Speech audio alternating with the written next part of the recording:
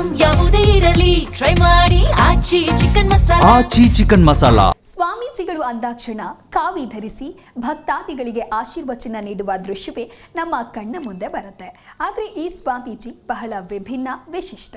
350ಕ್ಕೂ ಹೆಚ್ಚಿನ ಹಳ್ಳಿಕಾರ್ ತಳಿಯ ಗೋವುಗಳನ್ನು ಯಾವುದೇ ಸಹಾಯ ಹಸ್ತವಿಲ್ಲದೆ ಸಾಕಾಣಿಕೆ ಮಾಡಿಕೊಂಡು ಬರ್ತಾ ಇದ್ದಾರೆ ಈ ಮಠದ ಸ್ವಾಮೀಜಿ.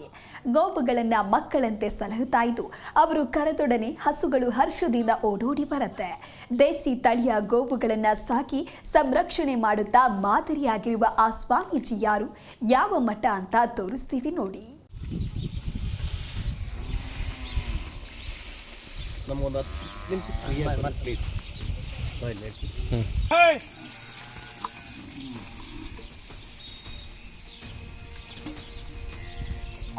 ಸ್ವಾಮೀಜಿಗಳು ಅಂದಾಕ್ಷಣ ಖಾವಿ ಧರಿಸಿ ಭಕ್ತಾದಿಗಳಿಗೆ ಆಶೀರ್ವಚನ ನೀಡುವ ದೃಶ್ಯವೇ ನಮ್ಮ ಕಣ್ಣ ಮುಂದೆ ಬರುತ್ತೆ. ಆದರೆ ಚಿತ್ರದುರ್ಗ ಜಿಲ್ಲೆಯ ಮೊಳಕಾಲ್ಮೂರು ತಾಲೂಕಿನ ಅಶೋಕ ಸಿದ್ದಾಪುರ ಗ್ರಾಮ ಪಂಚಾಯತ್ ವ್ಯಾಪ್ತಿಯ ರೊಪ್ಪ ಗ್ರಾಮದ ಸೋಮಶೇಖರ ಸ್ವಾಮೀಜಿಗಳು ಹಸುಗಳ ಸಾಕಾಣಿಕೆ ತನ್ನ ಕಾಯಕ ಅಂತ ನಿಸ್ವಾರ್ಥ ಸೇವೆ ಮಾಡುತ್ತಾ ದೇಸಿ ಹಸುಗಳ ಸಂರಕ್ಷಣೆಗೆ ಮುಂದಾಗಿದ್ದಾರೆ. ಆರಂಭದಲ್ಲಿ ಸ್ವಾಮೀಜಿಯವರು 25ರಿಂದ 30 ಹಸುಗಳನ್ನು ಸಾಕಾಣಿಕೆ ಮಾಡ್ತಾ ಇದ್ರು. ಇವುಗಳಿಂದ ಬರುವ ಹಾಲು ಮತ್ತು ಮೊಸರನ್ನ ಮಠಕ್ಕೆ ಬರುವ ಭಕ್ತರಿಗೆ ಬಳಸ್ತಾ ಇದ್ರು. ಆದರೆ 2000 ಇಸವಿಯ ಸಮಯದಲ್ಲಿ ಭೀಕರ ಬರಗಾಲ ಆವರಿಸಿದ ಸಂದರ್ಭದಲ್ಲಿ ಬ್ರಹ್ಮಗಿರಿ ಬೆಟ್ಟದ ಮೇಲಿದ್ದ ಸಿದ್ದೇಶ್ವರ ಸ್ವಾಮಿ ಮಠದಿಂದ ಹಸುಗಳನ್ನ ಕೆಳಗಿಳಿಸಿಕೊಂಡು ಬಂದು ರೊಪ್ಪ ಗ್ರಾಮ ಸಮೀಪದಲ್ಲಿ ಗೋಶಾಲೆ ನಿರ್ಮಿಸಿದ್ರು.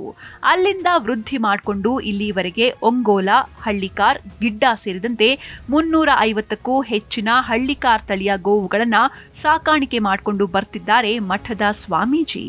ವಿಶಾಲವಾದ ಜಾಗದಲ್ಲಿ ವೈಜ್ಞಾನಿಕ ರೀತಿಯಲ್ಲಿ ಶೆಡ್ ನಿರ್ಮಿಸಿ ರಾಸುಗಳು ನಿರಾತಂಕವಾಗಿ ನಿಲ್ಲಲು, ಮಲಗಲು, ನೀರು ಕುಡಿಯಲು, ಹುಲ್ಲು ಮೇಯಲು, ಹೊರಗಡೆ ಸುತ್ತಾಡಲು ಅವಕಾಶ ಮಾಡಿದ್ದಾರೆ. ಈಗ ನಮಗೆ ಅದು ಒಳಗೆ ಹೋಗಿ ಅದು ಲಿಖಿತ ತರಬೇಕು ಮ್ಯಾಗತ್ತಕ್ಕೆ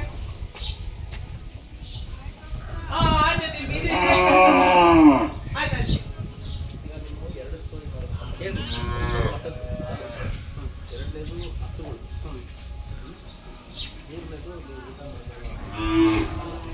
ಬೇಸಿಗೆಯಲ್ಲಿ ಮೇವಿನ ಕೊರತೆಯಾಗದಿರಲೆಂದು ಒಣ ಹುಲ್ಲನ್ನ ಸಂಗ್ರಹಿಸುತ್ತಾರೆ.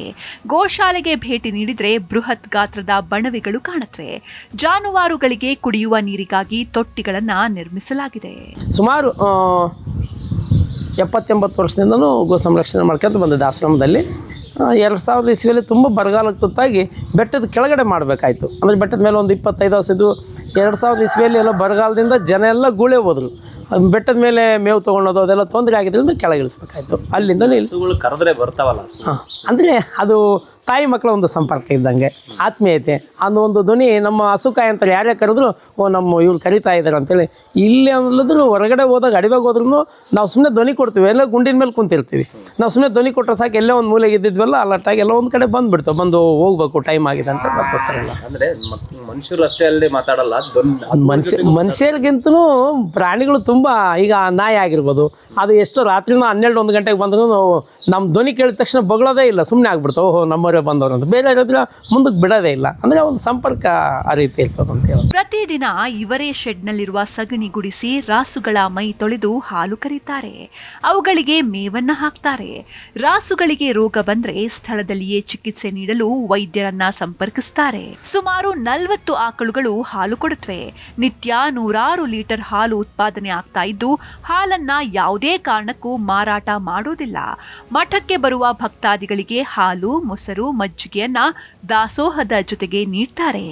ಸ್ವಾಮಿಗಳ ದಿನಚರಣೆ ಬೆಳಿಗ್ಗೆ 3ರಿಂದ 3:30 ಸ್ಟಾರ್ಟ್ ಆಗುತ್ತೆ. ಅವರು ಬಂದು ಪ್ರತಿ ಇದರಲ್ಲಿ ಕಸ ಬಳಿದು ಆಮೇಲೆ ಆಕಳ ಹಾಲು ಹಿಂಡಿ ಅವಕ್ಕೆ ಮೇವುಗಳು ಹಾಕಿ ಆನಂತರ ಬೆಳಿಗ್ಗೆ 10:10ವರೆಗೆ ಎಲ್ಲ ಅವರು ದನಗಳು ಕಾಯಕ್ಕೆ ಅವರೇ ಹೋಗ್ತಾರೆ. ಆಮೇಲೆ ಅದೊಂದು ವಿಶಿಷ್ಟ ಏನು ಅಂತಂದರೆ 300 ಸುಮಾರು ಹಸುಗಳಿದ್ದಾವೆ. ಇವರು ಧ್ವನಿ ಕೇಳಿದ ಇಟ್ಟಿಗೆ ತಾಯಿ ಕರೆದೇಟಿ ಮಗ ಹೆಂಗೆ ಬರುತ್ತೆ ಆ 300 ಆಕಳುಗಳು ಸಹಿತನೂ ಅದೇ ಥರ ಬರುತ್ತೆ. ಆಮೇಲೆ ಇವ್ರದ್ದು ಇವತ್ತು ನಮ್ಮ ಮನೆಯಲ್ಲಿ ಒಂದು ಇದ್ದರೆ ಒಂದು ಇರಲ್ಲ. ಇವತ್ತು ದನಗಳಿಗಾಗಿ ಹುಲ್ಲು ಶೇಖರಣೆ ಆಗಲಿ ಇದೇ ಆಗಲಿ ಯಥೇಚ್ಛವಾಗಿ ಮಾಡಿದ್ದಾರೆ. ಆಮೇಲೆ ಇವತ್ತು ಒಂದು ಮಂಟಪ ಕಟ್ಟಿಸಿದ್ದಾರೆ, ಕಲ್ಲಿನ ಮಂಟಪ. ಅದು ದನಗಳಿಗಾಗಿಯೇ ಕಟ್ಟಿಸಿದ್ದಾರೆ. ಅದು ಭಾಳ ವಿಶಿಷ್ಟ. ಅದು ಪ್ರತಿನಿತ್ಯ ಕ್ವಿಂಟಲ್ ಗಟ್ಟಲೆ ಸಗಣಿ, ಮೇವು ಉಳಿಕೆ ಸೇರಿದ ಸಾವಯವ ಗೊಬ್ಬರ ಉತ್ಪಾದನೆಯಾಗುತ್ತೆ. ಗೊಬ್ಬರವನ್ನ ಸ್ಥಳೀಯರಿಗೆ ಮಾರಾಟ ಮಾಡ್ತಾರೆ. ಸುತ್ತಮುತ್ತಲಿನ ರೈತರು ಗೋಶಾಲೆಗೆ ಬಂದು ಈ ಗೊಬ್ಬರವನ್ನ ಖರೀದಿಸಿ ತಮ್ಮ ಜಮೀನಿಗೆ ಬಳಸ್ತಾರೆ. ಗೊಬ್ಬರದಿಂದ ಬಂದ ಹಣದಿಂದ ಮೇವು ಖರೀದಿ ಮಾಡ್ತಾರೆ.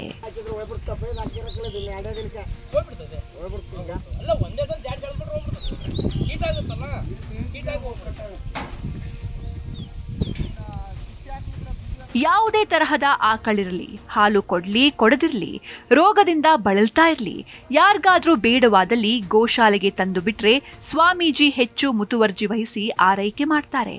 ಒಂದು ಎಲ್ಲ ಹಳ್ಳಿಕಾರ್ ತಳಿ ಇದೆ, ಒಂಗೋಲು, ಅಲ್ಲಿಂದ ನಮ್ಮ ಬೆದ್ಲಗಿಡ್ಡ ಅಂತೇಳಿ ಬರುತ್ತೆ. ಒಂದು 3-4 ತಳಿ ನಮ್ಮಲ್ಲಿ, ಅಂದರೆ ನಾವೆಲ್ಲ ನಾಟಿ ಹಸುಗಳೇ ಸಾಕಾಣಿಕೆ ಮಾಡ್ತಾಯಿದ್ದೀವಿ. ಈ ಜೆರ್ಸಿ ಹಸುಗಳು ನಮ್ಮಲ್ಲಿ ಯಾವುವು ಇಲ್ಲ. ನಾವು ಒಂದು ಪರಂಪರಾಗತವಾಗಿ ಬರಬೇಕಂತಂದೇಳಿ ನಾವು ಬೆಳೆಸ್ತಾ ಇದ್ದೀವಿ ಇಲ್ಲೆಲ್ಲ. ಅಲ್ಲಿಂದ ಬೆಟ್ಟಕ್ಕೆ ನಮಗೆ ಆಶ್ರಮಕ್ಕೆ ಬೇಕಂತ ಹಾಲನ್ನು ನಾವು ತೊಗೋಬಾರ್ದು ಬೇರೆ ಕಡೆಯಿಂದ. ನಮ್ಮ ಆಶ್ರಮಕ್ಕೆ ಬರುವಂಥ ಭಕ್ತಾದಿಗಳಿಗೆಲ್ಲ ನಮ್ಮ ಹಾಲು ಒಳ್ಳೆಯ ಹಾಲನ್ನೇ ಬಳಸಬೇಕು ಅಂತಂದೇಳಿ ನಾವು ಗೋಶಾಲೆ ಮಾಡಿದ್ದಾಯಿತು. ಅಲ್ಲಿಂದ ಸುಮಾರು 70-80 ವರ್ಷದಿಂದನೂ ಗೋ ಸಂರಕ್ಷಣೆ ಮಾಡ್ಕೊಂತ ಬಂದಿದೆ ಆಶ್ರಮದಲ್ಲಿ. ವಿಶೇಷವಾಗಿ ಗೋವುಗಳಿಗೆ ಸ್ವಾಮೀಜಿಯನ್ನ ಕಂಡ್ರೆ ಎಲ್ಲಿಲ್ಲದ ಪ್ರೀತಿ. ಸ್ವಾಮೀಜಿ ಕರೆದೊಡನೆ ಓಡೋಡಿ ಬರುತ್ತವೆ. ಇದನ್ನ ತಾಯಿ ಮಗುವಿನ ಸಂಬಂಧ ಅಂತ ಹೇಳ್ತಾರೆ ಸೋಮಶೇಖರ ಸ್ವಾಮೀಜಿ. ಮೊಳಕಾಲ್ಮೂರು ತಾಲೂಕು ಸದಾ ಬರಗಾಲಕ್ಕೆ ತುತ್ತಾಗುವ ಪ್ರದೇಶ. ಇಂತಹ ತಾಲೂಕಿನಲ್ಲಿಯೂ ನೂರಾರು ಗೋವುಗಳನ್ನ ಸಾಕಾಣಿಕೆ ಮಾಡುವ ಮೂಲಕ ನಾಟಿ ತಳಿಯ ಗೋ ಸಂರಕ್ಷಣೆ ಮಾಡುತ್ತಿರುವ ಸೋಮಶೇಖರ ಸ್ವಾಮೀಜಿಯವರ ಕಾರ್ಯ ನಿಜಕ್ಕೂ ಕೂಡ ಅನನ್ಯ ಹಾಗೂ ಶ್ಲಾಘನೀಯ. H Mahantesh, Raipur, G Kannada news, Chitradurga.